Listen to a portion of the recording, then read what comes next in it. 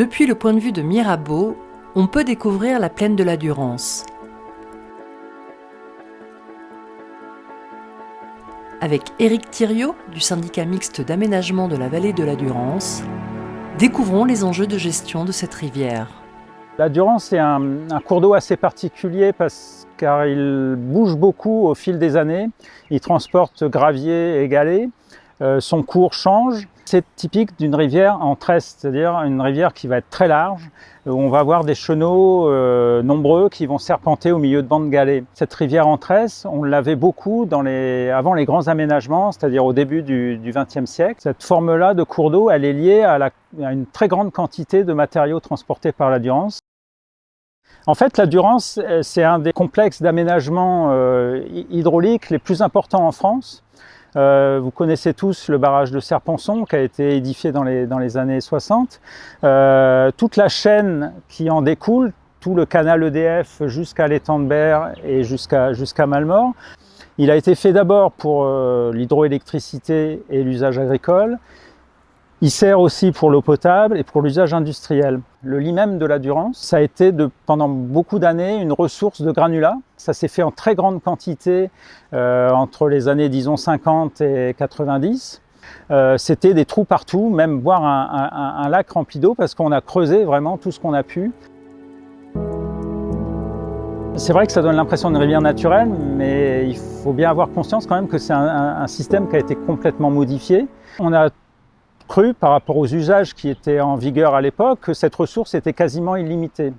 Alors que, ce faisant, il y a eu d'autres usages aussi qui se sont greffés, notamment les enjeux biodiversité. Il a fallu réviser, par exemple, les débits laissés à l'aval de chaque barrage pour tenir compte des besoins des milieux, d'avoir un débit un petit peu plus important.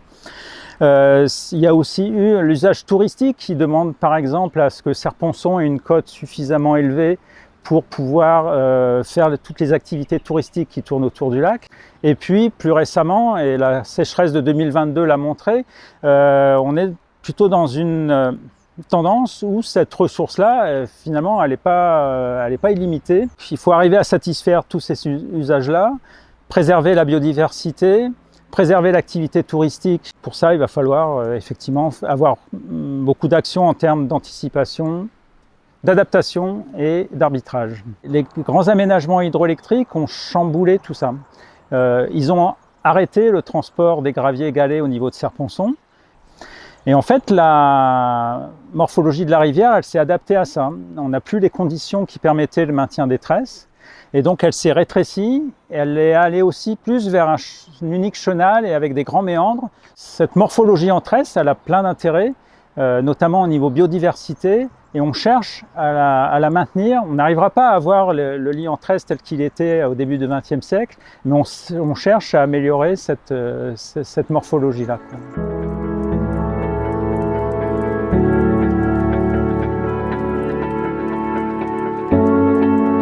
Petit à petit, on est en train de penser les cicatrices qui ont été laissées par les extractions et d'arriver à avoir un système qui fonctionne mieux, qui est plus équilibré.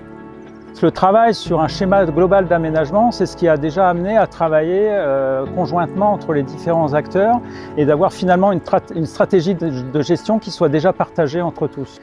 Alors, sur le changement climatique, le gros impact qui est attendu, c'est une baisse de la ressource. On aura moins d'eau. Ça, c'est ce que prévoient toutes les projections.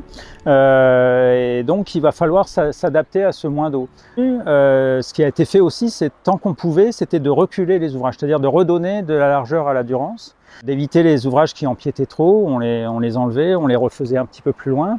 Et ce faisant, finalement, l'espace Durance, au sens large, à la fois pour les sédiments, pour l'eau, pour les espèces végétales ou animales, il a gagné en superficie. Et tout ça, ça a favorisé une biodiversité qui est devenue beaucoup plus riche, quoi.